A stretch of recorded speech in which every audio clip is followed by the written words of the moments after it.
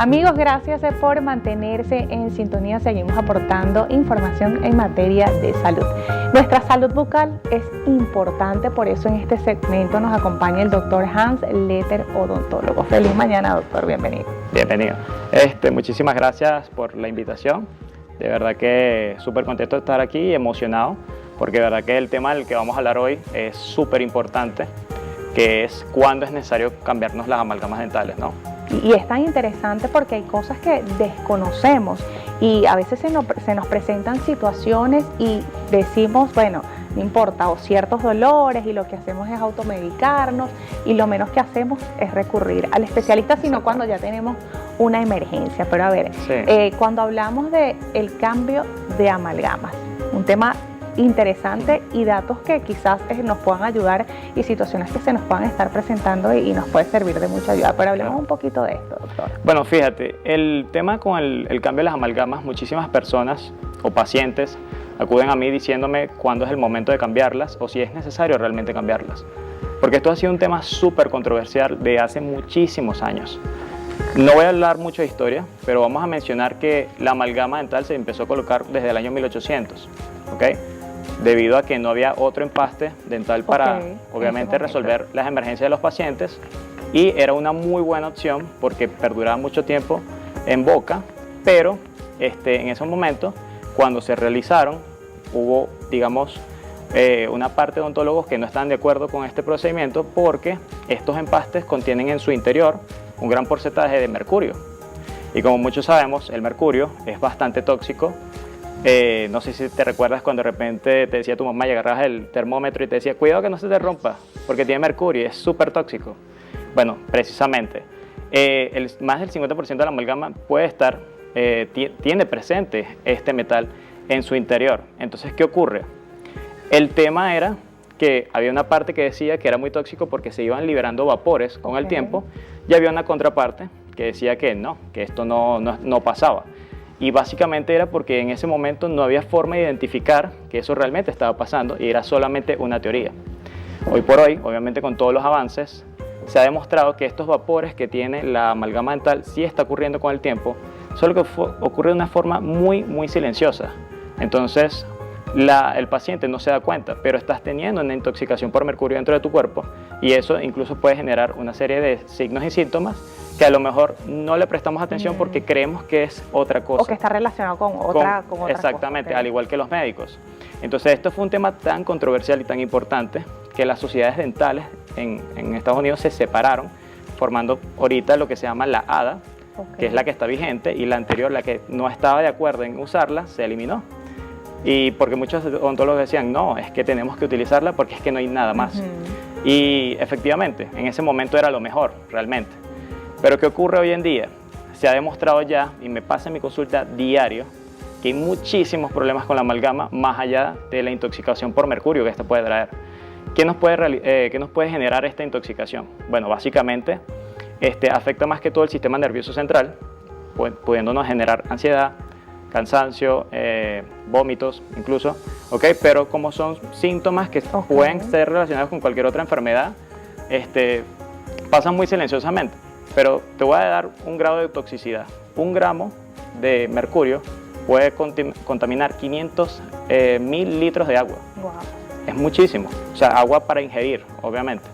Entonces, al ser tan tóxico, ya con los materiales hoy en día hemos desplazado esta amalgama, ¿no?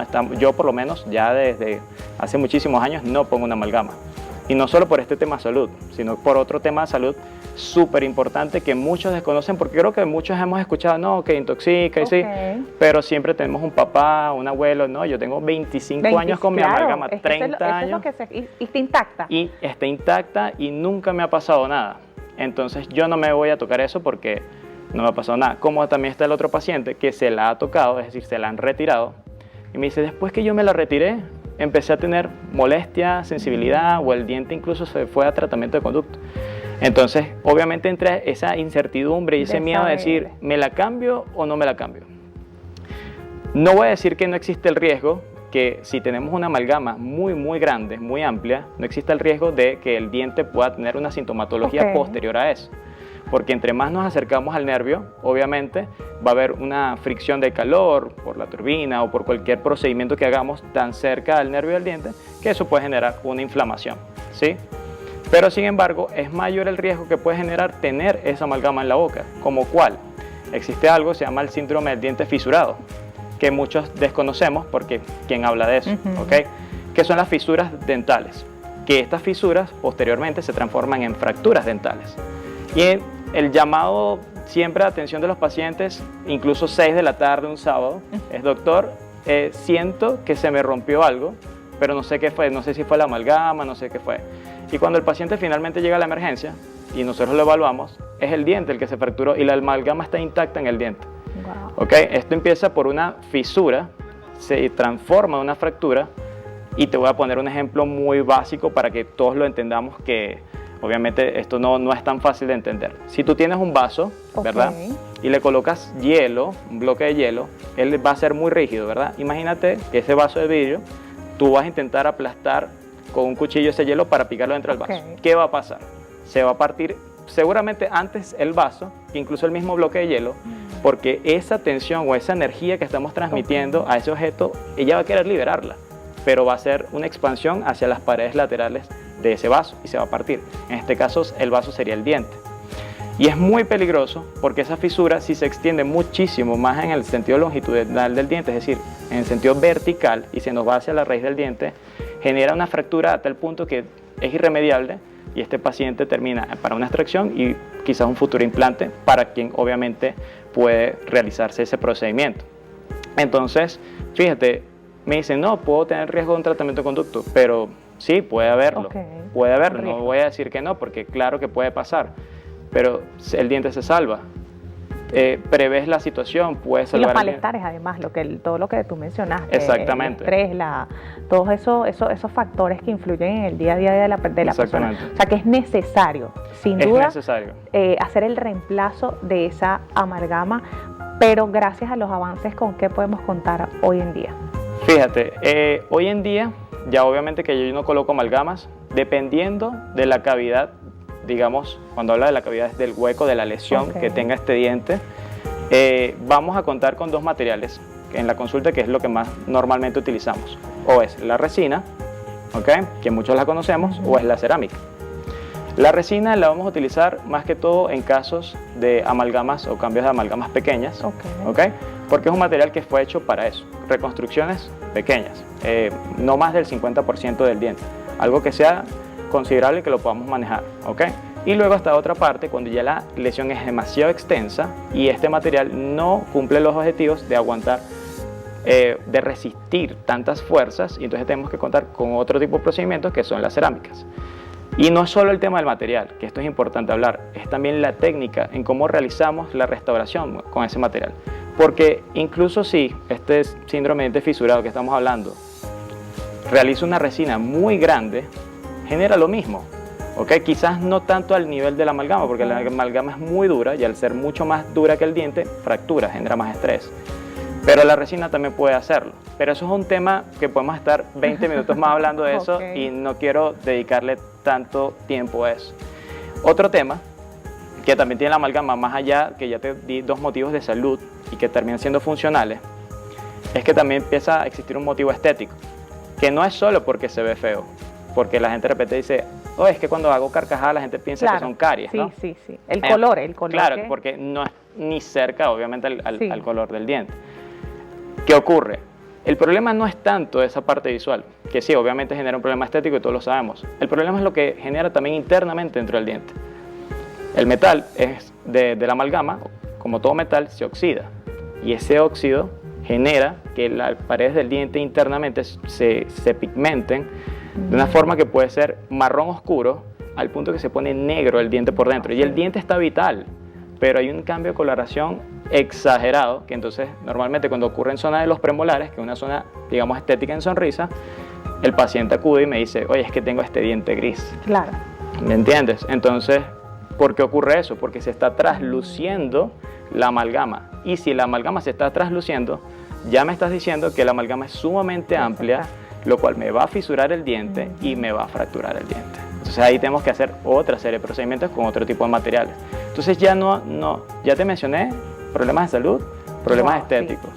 Y por si no fuera poco, existe otra cosa que se llama galvanismo, que estas amalgamas generan choque galvánico. De hecho, cuando nosotros estudiamos nos los dicen, que si existe una unión entre dos metales, genera una corriente eléctrica, y esa corriente la siente el cuerpo, incluso el diente. ¿Qué ocurre? Como que, bueno, ¿quién se leyó el manual de las amalgamas? O sea, nadie se lee el manual de las amalgamas, en el cual te dicen que no puedes unir un metal con otro porque vas a generar corrientes eléctricas. Pero yo estoy cansado de ver pacientes que tienen amalgama superior con una amalgama inferior y ahí está ocurriendo un galvanismo. Y eso sin hablar que de repente el paciente tenga una restauración de oro, que eso era mucho más antiguo, pero todavía hay pacientes que lo podemos ver, y el choque galvánico es muchísimo más fuerte y el paciente lo siente, lo percibe, ¿ok? Entonces son problemas de salud que también están teniendo estos pacientes si nosotros no nos abocamos a hacer este cambio ya finalmente. O sea, no hay razón ni justificación ya para estar usando este material hoy en día. Este es un tema que queda mucho para contar. Muchísimo. Y si hay una persona en este momento que tiene amalgama, pues aquí es momento de decirle que sí es necesario hacer ese reemplazo de ese material porque repercute de una forma en el desarrollo de la persona con manifestaciones como el estrés. Así que, doctor, muchísimas gracias por acompañarnos. Encantado de estar aquí. Por favor, sus puntos de contacto, porque siempre quedan dudas, preguntas ahí al aire. Sí, pueden contactarme por mi Instagram, que es @odhansletterer. Espero que salga en pantalla un nombre que a todos nos cuesta, pero ahí pueden contactarme, preguntar cualquier cosa que tengan de interés con este tema, porque es un tema que, como estamos mencionando, yo puedo hablar una hora aquí de esto, pero intenté hacerlo lo más sintetizado posible, obviamente, para entrar en tiempo. Muchísimas gracias, doctor, por acompañarnos. No, agradecidísimo. Amigos, momento de marcar una pausa. Recuerden que estamos en vivo y usted puede interactuar con nosotros. 0414-187-9364, @salud y algo más piso y unos minutos, pero al regreso nos estará acompañando Ada Horta, nutricionista, hablando sobre cómo debe ser la alimentación post-COVID-19. Unos minutos, pero ya volvemos.